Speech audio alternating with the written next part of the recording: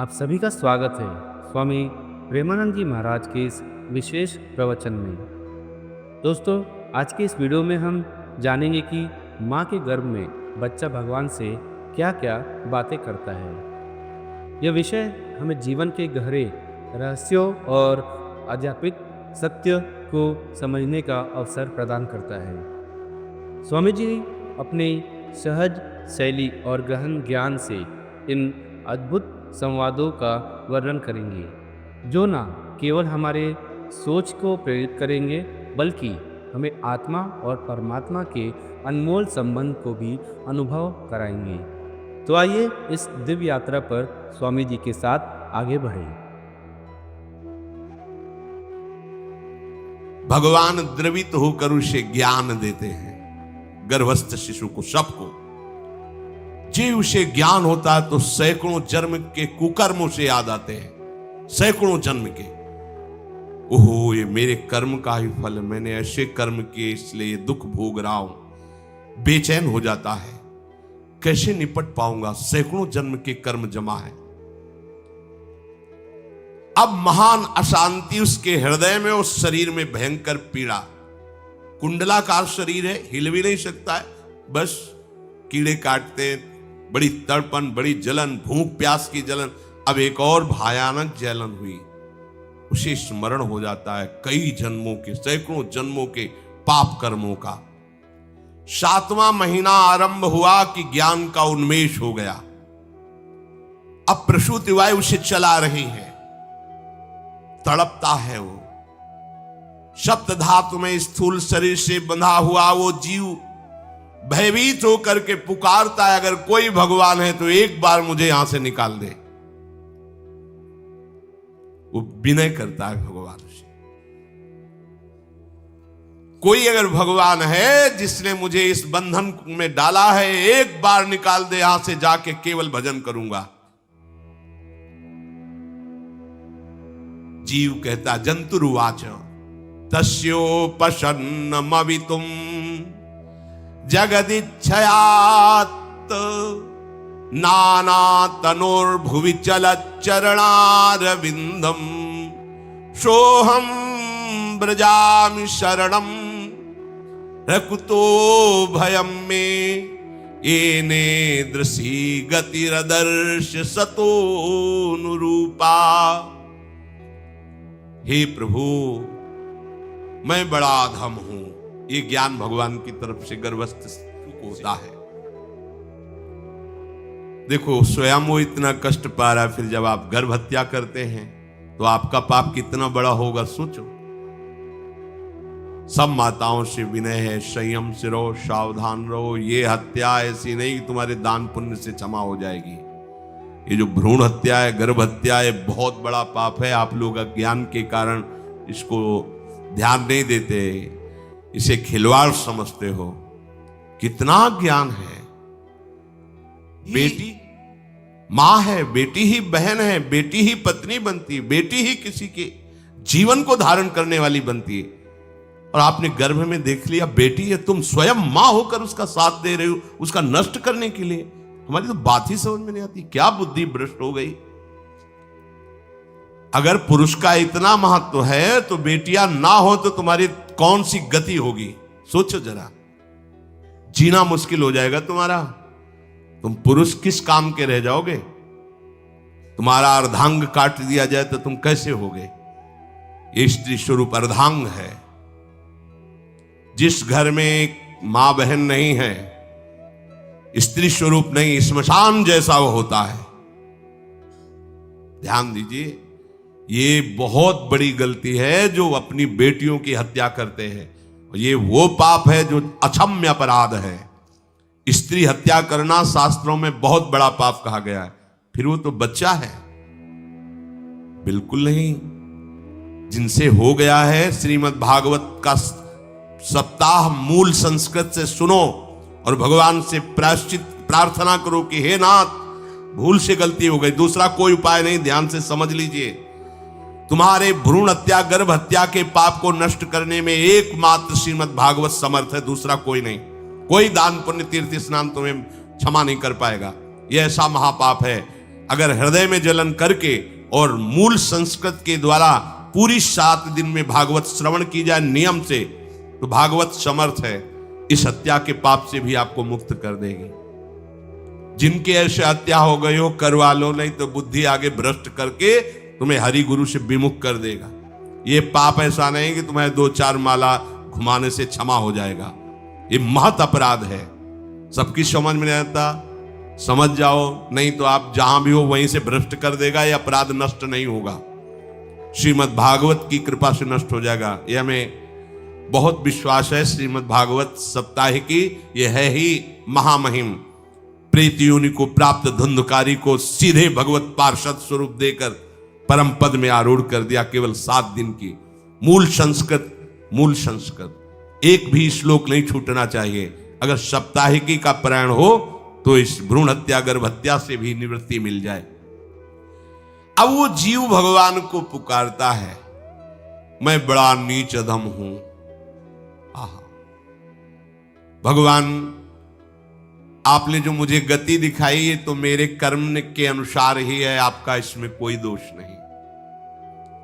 हम लोग जब कष्ट भोगते तो भगवान से कहते हैं हमने तुम्हारा क्या बिगाड़ा। भगवान ने नहीं बिगाड़ा, तू खुद देख क्या बिगाड़ लिया अपना। करो पापाचरण। अब देखो, हमने तो जीवन में कोई पाप नहीं किया और कितने गर्भ हत्या की है, कितनी खिलवाड़ समझे हो। ये बिल्कुल भयावह चीज है। आप लोगों को नहीं, हम बार बार इसीलिए कह रहे कि भयावह वस्तु है, तुम्हें बहुत ऊंचाई से घसीट के भ्रष्ट कर देगी। बहुत होश में हो, भूल के कभी ऐसा न करना जहां तक हमारी आवाज पहुंचे, जहां तक सुनाई दे। गर्भ हत्या मत करना, संयम से रहो। इस तरह का व्यवहार मत करो कि तुम्हारा मनुष्य जन्म ही व्यर्थ चला जाए।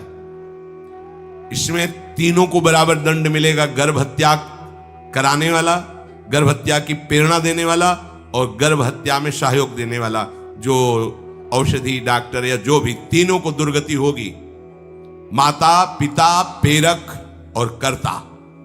ऐसा नहीं कि आप डॉक्टर हो तो आपको गर्भ हत्या करने का अधिकार नहीं। आप डॉक्टर हो दूसरे के शरीर को स्वस्थ करके निरोग करने के लिए, हत्या करने के लिए नहीं।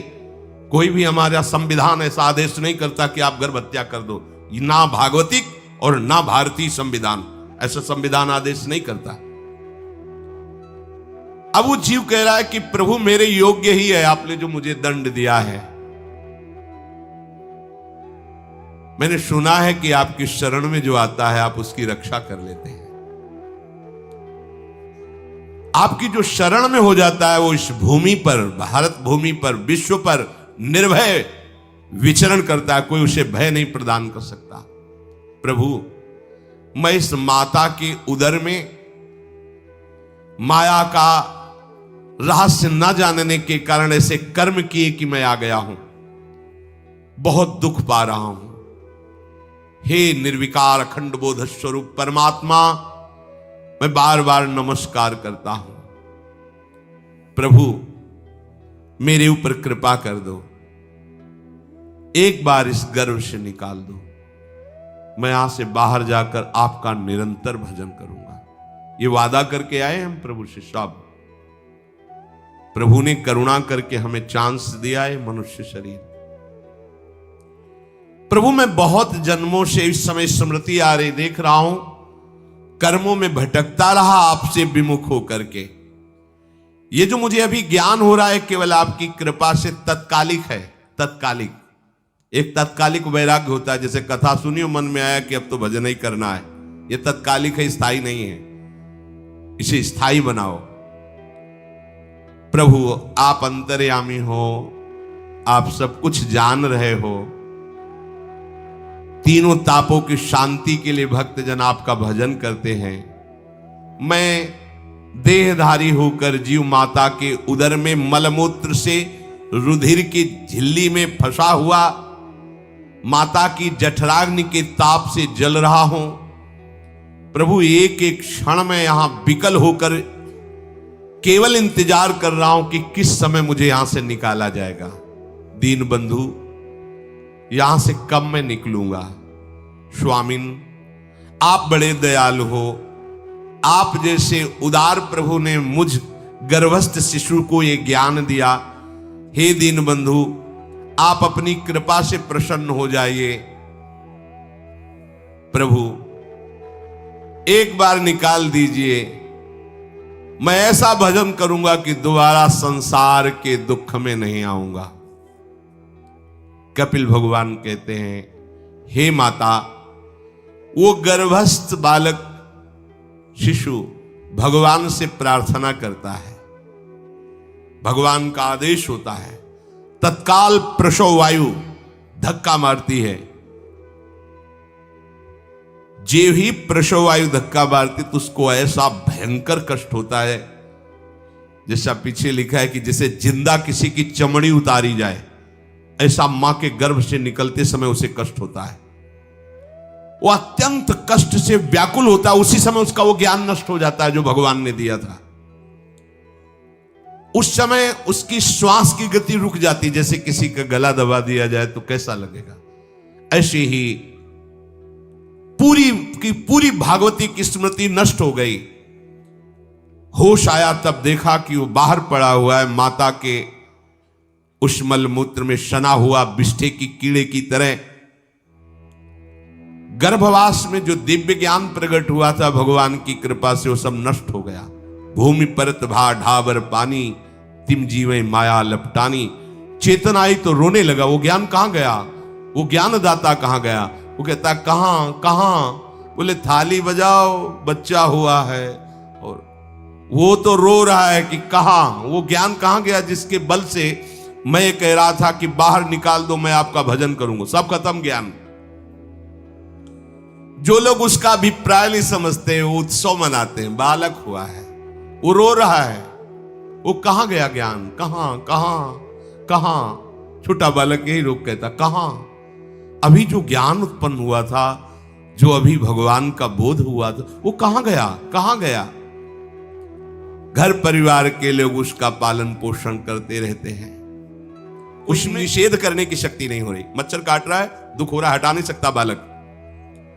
उस जीव को शिशु अवस्था में जब कपड़ों पे लिपेट कर ऐसे लिटाया जाता है तो इतना कोमल त्वचा होती कि कपड़े भी उसको, जैसे खुजलाहट है, पीड़ा है या जलन है, बिल्कुल कोमल त्वचा होती, कुछ नहीं कर सकता वो, बस रो सकता है।